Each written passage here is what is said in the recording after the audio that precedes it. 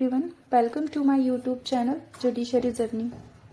जैसे कि हम एमपी एडीपीओ के लिए एक्ट्स कंप्लीट कर रहे हैं, तो उसी सीरीज में ये हमारा दूसरा एक्ट है जिसे हम कंप्लीट करेंगे। जो भी इस चैनल पे फर्स्ट टाइम विजिट करें, प्लीज चैनल को सब्सक्राइब कर लें जिससे आने वाली वीडियो का नोटिफिकेशन आपको मिल जाए। और जो नोट्स यहाँ पर मैं यूज कर रही हूँ वो आपको टेलीग्राम ग्रुप पे मिलेंगे, जिसकी लिंक डिस्क्रिप्शन बॉक्स में दे रखी है, तो आप प्लीज ज्वाइन कर लें जिससे कि आपको ये नोट्स मिल सके जो रिवीजन में काफी आपकी हेल्प करेंगे। आइए चलिए स्टार्ट करते हैं। इसका एक्ट है, इस अधिनियम का क्या नाम है तो अविनियमित निक्षेप स्कीम पाबंदी अधिनियम 2019 का ये एक्ट है, और इसका इंग्लिश में banning of unregulated deposit schemes act 2019। Okay, फिर इसके बाद इंट्रोडक्शन देख लेते हैं हम। तो ये जो एक्ट है ये लोकसभा में कब पेश हुआ था, तो ये 19 जुलाई 2019 में ये लोकसभा में पेश हुआ, और राज्यसभा में ये 29 जुलाई 2019 में पेश हुआ। उसके बाद राष्ट्रपति की अनुमति कब मिली इसे, राष्ट्रपति की अनुमति 31 जुलाई 2019 को मिली, इनएक्ट हुआ, और इनफोर्स कब हुआ 21 फरवरी 2019। और उसके बाद आता है एक्ट नंबर, इसका कितना 21 है, ईयर जो गणराज्य है वो 70 है, चैप्टर इसमें टोटल 8 है, और सेक्शन है 44। फिर अनुसूची स्केड्यूल कितनी है तो 2 है, जो फर्स्ट बात करती है रेगुलेटेड स्कीम्स के बारे में, और सेकंड बात करती है अमेंडमेंट के बारे में।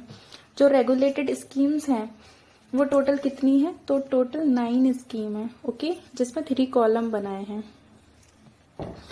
और उसी के साथ आपको 2 का 14 पढ़ना है, जिसमें रेगुलेटेड जो स्कीम है उनको डिफाइन किया है। और अगर फर्स्ट स्केड्यूल में अमेंडमेंट करना है तो अमेंडमेंट कौन करेगा, सेंट्रल गवर्नमेंट करेगी, ठीक है। और ये 40 में बताया गया है, सेक्शन 40 में ये उसकी पावर बताइए। फिर आता है कि अगर बिजनेस पर्पज से आपने कोई डिपॉजिट किया है ना 41 के अकॉर्डिंग, तो वो उसमें अनरेगुलेटेड डिपॉजिट में नहीं आएगा, रेगुलेटेड डिपॉजिट में ही आएगा, ठीक है। तो जब भी आप स्केड्यूल फर्स्ट पढ़ेंगे उसके साथ 2 का 14 पढ़ेंगे, 40 पढ़ेंगे और 41 पढ़ेंगे, ओके। फिर आता है सेकंड स्केड्यूल में क्या है, अमेंडमेंट के बारे में बात करता है, ठीक है। तो ये इसके साथ आप सेक्शन 42 पढ़ेंगे, क्योंकि 42 बोलता है कि ये जो एक्ट है हमारा 2019 का, ये अपने अकॉर्डिंग किसी दूसरे एक्ट में भी अमेंडमेंट कर सकता है, ओके।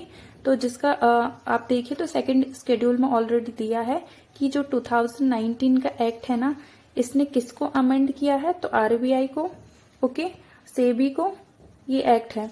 और बहुराज्य सहकारी सोसाइटी एक्ट 2002 का जो एक्ट है इसमें इन्होंने अमेंडमेंट किया है, ठीक है। इस एक्ट ने इन एक्ट में अमेंडमेंट किया है।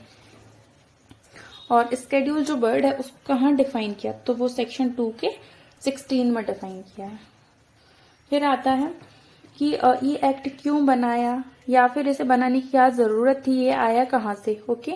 तो 2018 में नोटबंदी जब चल रही थी 2018 में, उस टाइम क्या था कि जिन लोगों के पास ब्लैक मनी काला धन ज्यादा था, मतलब वो जो पैसे थे उनके पास, उसको व्हाइट मनी में कन्वर्ट करने का उनके पास यही तरीका था कि वो स्कीम्स लेके आ रहे थे कि पैसा डबल होगा, है ना।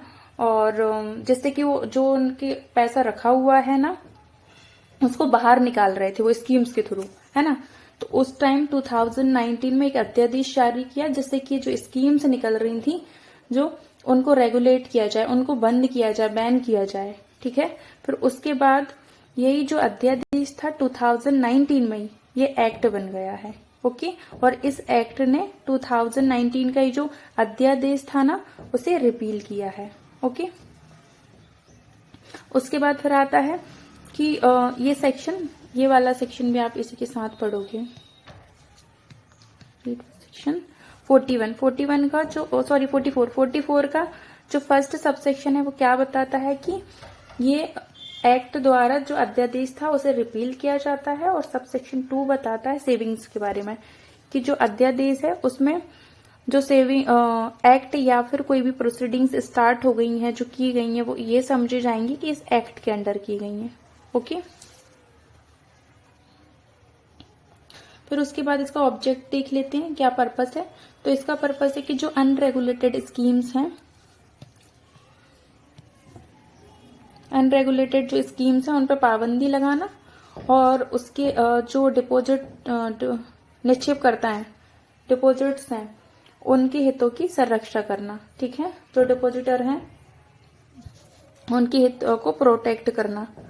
ठीक है, और ये आपको डायरेक्टली आपको देना है कि ये कहां पर इनडायरेक्टली दिया, तो सेक्शन 12 और 13 में ये इनडायरेक्टली क्लियरली हमें दिखाई देता है। ओके, फिर आता है कि इससे रिलेटेड जो भी लॉ हैं और उससे जुड़े हुए जो भी सब्जेक्ट्स हैं, ठीक है, उनके लिए ये एनेक्ट किया जाता है ये एक्ट। फिर उसके बाद आता है कि जो कारोबार के सामान्य अनुक्रम में अगर कोई डिपॉजिट किया गया है तो वो इस एक्ट के अंदर कवर नहीं होता है। ये कहां पर दिया है, तो ये सेक्शन आपको 41 में दिया है। फिर है ना चैप्टर दिया है, टोटल कितने चैप्टर हैं इसमें, तो 8 चैप्टर हैं। ओके, प्रारंभिक, पहला चैप्टर का नाम है प्रारंभिक, जिसमें सेक्शन 1 से लेकर 2 तक दिए हैं। दूसरा चैप्टर है अनरेगुलेटेड जो स्कीम्स हैं उसको बैन करने का दिया है। ठीक है, उसके बाद आ जाता है अथॉरिटी, चैप्टर 3 में दी हुई है। तो जो 7 और 8 2 सेक्शन है इसमें। फिर आता है चैप्टर 4 डिपॉजिट टेकर है उन पर सूचना, 9-11 सेक्शन है। फिर चैप्टर 5 है निक्षेपकर्ताओं को वापस करना, तो 12 से लेकर 20 तक सेक्शन है। फिर चैप्टर 6 है ऑफेंस और उसकी पनिशमेंट, तो 21 से लेके 27 तक है। फिर चैप्टर 7 है इन्वेस्टिगेशन, सर्च एंड सीजर, 28 से लेके 32 तक है। और फिर आता है मिसलेनियस पार्ट, तो जो चैप्टर 8 में है 33 से लेके 44 तक। ओके,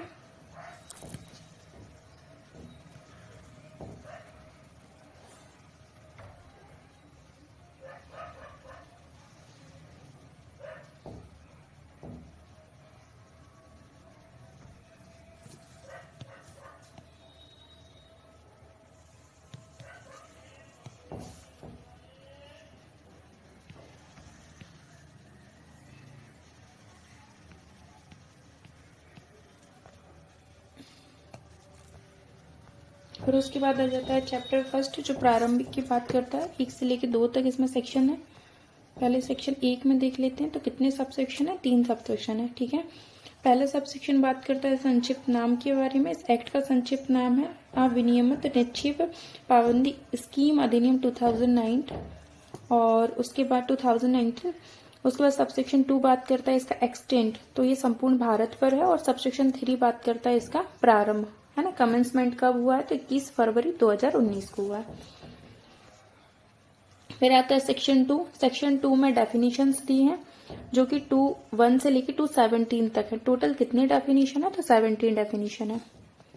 ठीक है, फिर 2 के 1 में एप्रोप्रिएट जो गवर्नमेंट है उसको डिफाइन किया है। तो यहाँ पर आप डायरेक्टली सिर्फ इतना याद रखिए कि जो मैटर्स हैं, है ना, जो मैटर्स कनेक्टेड हैं किससे, यूनियन टेरिटरी से।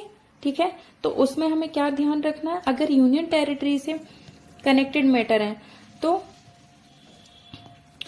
अगर ऐसी यूनियन टेरिटरी से कनेक्टेड है संघ राज क्षेत्र जिसका खुद का अपना लेजिस्लेचर नहीं है, अपना विधानमंडल नहीं है, तो वहां आप किससे समुचित सरकार मतलब क्या समझोगे, सेंट्रल गवर्नमेंट। ओके, और जो ऐसी यूनियन टेरिटरी है, संघ राज क्षेत्र है जिसका खुद का अपना खुद का विधानमंडल है, ठीक है, जिसका अपना खुद का लेजिस्लेचर है, विधानमंडल है, वहां क्या समझोगे आप, वहां की जो गवर्नमेंट है, संघ राज क्षेत्र की जो सरकार है उससे लिया जाएगा। फिर आ जाता है 4, स्टेट से आ जाएगा स्टेट गवर्नमेंट। ठीक है, स्टेट की गवर्नमेंट। उसके बाद फिर आता है 2 के जो क्लॉज 2 है उसमें क्या बोला है, कंपनी वर्ड को डिफाइन करा है। तो कंपनी का मीनिंग कहां से लेंगे हम, तो कंपनी एक्ट है उसका सेक्शन 2 का 20 में जो डेफिनेशन दी है उससे इसका मीनिंग डिराइव करेंगे। फिर आता है 2 का 3। 2 के 3 में कॉम्पिटेंट अथॉरिटी को डिफाइन किया है और उसका मीनिंग कहां से लिया जाएगा, तो सेक्शन 7 में जो एप्रोप्रिएट गवर्नमेंट है वो अपॉइंट करती है सेक्शन 7 में, तो वो कॉम्पिटेंट अथॉरिटी होगी। फिर आता है 2 का 4, उसमें डिपॉजिट बताया निक्षेप, उसके 2 के 5 में बताया है निक्षेपकर्ता, 2 के 6 में बताया है डिपॉजिट टेकर, 2 के 7 में बताया है डेजिग्नेटेड कोर्ट। ठीक है, तो सेक्शन 8 में जो एप्रोप्रिएट गवर्नमेंट कोर्ट को डेजिग्नेटेड करेगी वो आ जाएगा अभिहित न्यायालय। उसके बाद आता है 2 का 9। 2 के 9 में नोटिफिकेशन दिया है, नोटिफिकेशन मतलब ऑफिशियल गजट में जो नोटिफिकेशन दिया जाएगा वो। 2 के 10 में पर्सन है। 2 के 11 में विहित है, तो सेंट्रल गवर्नमेंट और स्टेट गवर्नमेंट जो रूल्स द्वारा रूल्स वगैरह बनाएंगी वो, ठीक है, जो रूल्स में दिया है। फिर 2 के 12 में प्रॉपर्टी है, ओके। और 2 के 13 में दिया है पब्लिक फाइनेंशियल इंस्टीट्यूट, है ना, लोक वित्तीय संस्थाएं। तो इससे रिलेटेड जो एक्ट है उसका 2013 का एक्ट है, उसका सेक्शन 2 का 72 में जो डेफिनेशन दी है हम वहां से इसका मीनिंग लेंगे, ओके। 2 के 14 में दिया हुआ है रेगुलेटेड स्कीम्स, ठीक है। तो कौन सी होंगी रेगुलेटेड स्कीम्स? विनियमित स्कीम। तो जो फर्स्ट स्केड्यूल में जो 9 दी है ना, वो 9 स्कीम होगी, जो 9 स्कीम दे रखी है वो होंगी, ओके। फिर आ जाता है 2 का 15। 15 में रेगुलेटर दिया हुआ है, ओके। तो रेगुलेटर से कौन आ जाएगा कि जो फर्स्ट स्केड्यूल है उसका जो कॉलम सेकंड है उसमें जो रेगुलेटर बताया है वो। उसके बाद 16 में स्केड्यूल दिया है और 17 में दिया हुआ अनरेगुलेटेड डिपॉजिट स्कीम। तो वो सारी स्कीम जो कि फर्स्ट स्केड्यूल के कॉलम 3 में है, ठीक है, उनको छोड़कर बाकी सब क्या होंगी? अनरेगुलेटेड स्कीम्स होंगी, क्योंकि जो फर्स्ट स्केड्यूल है उसके जो 3 कॉलम में ना 9 जो रेगुलेटेड स्कीम्स बताई हैं उनको छोड़कर बाकी सब अनरेगुलेटेड होंगी, ओके। ये पब्लिक फाइनेंशियल इंस्टीट्यूट की इमेज है, जिसमें कि जो किसी एक्ट के अंडर और किसी एक्ट के अंडर या फिर जैसे बैंक वगैरह है, जो रेगुलेटर एक्ट है उसके थ्रू जो पब्लिक इंटरेस्ट के लिए एस्टेब्लिश की जाते हैं, ऐसे इंस्टीट्यूशन को पब्लिक फाइनेंशियल इंस्टीट्यूट कहते हैं, ठीक है। मतलब 213 में और वाइड तरीके से उसे डिफाइन किया है, लेकिन हमारे समझने के लिए इतना ही बहुत है।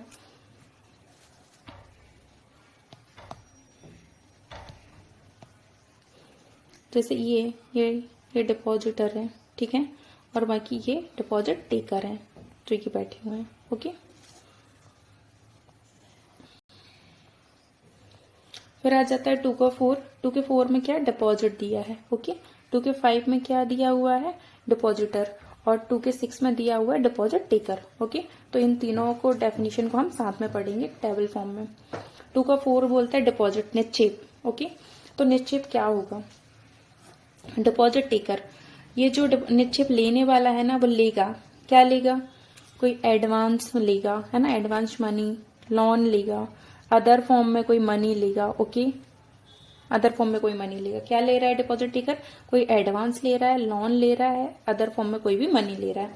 क्या प्रॉमिस कर रहा है? प्रॉमिस करता है कि भाई मैं जो आपसे एडवांस मनी लोन ले रहा हूँ स्पेसिफिक टाइम बाद, मतलब पीरियड बता देता है कि मैं इतनी तारीख को इतनी डेट को आपको रिटर्न कर दूंगा, या फिर टाइम नहीं बताता है लेकिन कहता है कि मैं आपको रिटर्न कर दूंगा, ओके। फिर जब वो रिटर्न करेगा ना तो कैश करता है या फिर सर्विस फॉर्म में कोई सेवाएं देता है जो उसने एडवांस वगैरह लिया उसके बदले में, या कोई अदर वस्तु देता है, ठीक है। रिटर्न जो कर रहा है तो विथ और विदाउट बेनिफिट कर सकता है, ओके। हो सकता है बोनस दे दे उसके साथ, या फिर उसका ब्याज, कोई प्रॉफिट, अदर प्रॉफिट दे दे, या फिर जैसा उसने लिया था सेम उतना का उतना पैसा वापस कर दे, ओके। तो ये डिपॉजिट हो गया। अब आता है कि क्या डिपॉजिट में नहीं आता है, एक्सेप्शन। ये टोटल 11 पॉइंट दिए हैं, ओके। तो पहला आ जाता है बैंक। ऐसा बैंक जो कि रेगुलेशन जो एक्ट है उसके अंडर एस्टेब्लिश किया गया है ना, उसमें आप कोई पैसा जमा करते हो तो वो डिपॉजिट के डेफिनेशन में नहीं आएगी। पब्लिक फाइनेंशियल इंस्टीट्यूशन है, अगर उसके अंडर करते हो। एप्रोप्रिएट जो गवर्नमेंट है वो सिक्योरिटी वगैरह के लिए आपसे लेती है ना। फॉरेन गवर्नमेंट है ना, उसका कोई इंस्टीट्यूशन वगैरह है, वहां पर आप कोई पैसा वगैरह जमा करते हो, या फिर कंट्रीब्यूशन करके जो LLP बनाते हो, या फिर पार्टनरशिप फॉर्म जो आप बनाते हो, जो कि सभी पार्टनर्स अपना अपना कंट्रीब्यूट करते हैं, उसमें अपना अपना अभिदाय करते हैं, पैसे जमा करते हैं।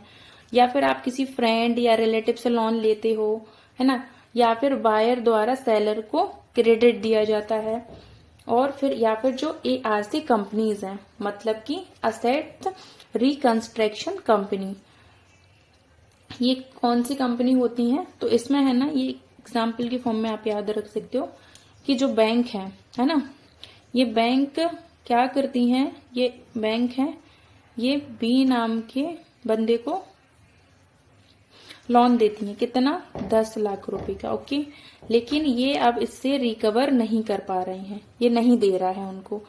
तो फिर क्या होगा? फिर जो ARC कंपनीज है ना, ये AR कंपनी, ये आती है बैंक के पास और कहती हैं कि आप कितने पैसे पकड़ो, 7 लाख 8 लाख आप पकड़ो, ओके, और आप फ्री हो जाओ, है ना, कि अब आपका कुछ भी नहीं बचा है बी के पास। ओके, फिर ये जो कंपनीज है ना, ये बी से रिकवर करती हैं जो असेट्स जो बची हुई बनी, मतलब 10 लाख रुपीज। ओके, तो ये जो कंपनीज ये रिकवर कर रही हैं, ले रही हैं, तो ये डिपॉजिट की डेफिनेशन में नहीं आएगा। फिर आता है political party deposit.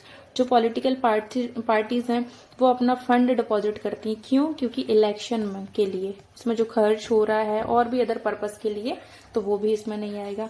Self help group है, स्व सहायता समूह। ओके, तो इसमें ना अपनी हेल्प के लिए लोग अपना अपना कंट्रीब्यूशन दे रहे हैं, उसमें जमा कर रहे हैं, या फिर किसी और की सहायता के लिए लोग एक ग्रुप बना के जमा कर रहे हैं, तो वो भी इसमें नहीं आएगा। स्टेट गवर्नमेंट किसी और पर्पस के लिए कराती है, तो वो भी नहीं आएगा। 11 पॉइंट बोलता है कि अगर बिजनेस पर्पस के लिए आपको कोई बिजनेस स्टार्ट करना है ना, कोई गुड्स का बिजनेस स्टार्ट करना है आपको, या फिर रेंट पर देने के लिए कोई चीजें करना है, सर्विस देने के लिए आपको अगर स्टार्ट करना है बिजनेस, तो आप क्या करते हो? आप ना एडवांस लेते हो किसी से, या फिर आप बोलते हो कि भाई मेरी जो स्थावर संपत्ति है, मैं आपको, जैसे कि मान लो ये A है और ये B है, ये बोलता है ये मेरी स्थावर संपत्ति जो है इसकी, ठीक है, ये कहता है कि मैं तुम्हें रेंट से दे दूंगा या मैं तुम्हें सेल कर दूंगा। ओके, कब करूंगा? मैं तुम्हें ये 1 साल बाद करूंगा, है ना, और ये लोग एग्रीमेंट कर लेते हैं ऐसा। तो फिर है ना, ये कहता है कि तुम मुझे आज प्रेजेंट में कितने दे दो? 10 लाख रुपीस दे दो, ठीक है, एडवांस में दे दो, और जब ये प्रॉपर्टी मैं आपको सेल कर दूंगा, तो अपन लोग क्या कर लेंगे, ये जो 10 लाख रुपए हैं ये उसमें एडजस्ट कर लेंगे, ठीक है, मतलब कि ये माइनस करके आपको दे देना, जो भी मेरी प्रॉपर्टी की वैल्यू बनती है वो, मान लो इसकी 20 लाख है, तो बाद में इसको ना सिर्फ इसको कितने देना पड़ेंगे? 10 लाख और देना पड़ेंगे, ऐसा। फिर उसके बाद आता है कोई भी सिक्योरिटी या फिर डीलरशिप के लिए अमाउंट जमा करते हो आप, ठीक है, तो वो भी नहीं आएगा। फिर आता है लॉन्ग टर्म प्रोजेक्ट के लिए आप लोन वगैरह लेते हो, तो वो भी इसमें नहीं आता है। लेकिन इसमें 2 प्रोवाइजो दिए हैं। पहला प्रोवाइजो बोलता है कि जो बिजनेस पर्पज के लिए, मतलब 11 पॉइंट में 1 से लेके 4 तक जो दिया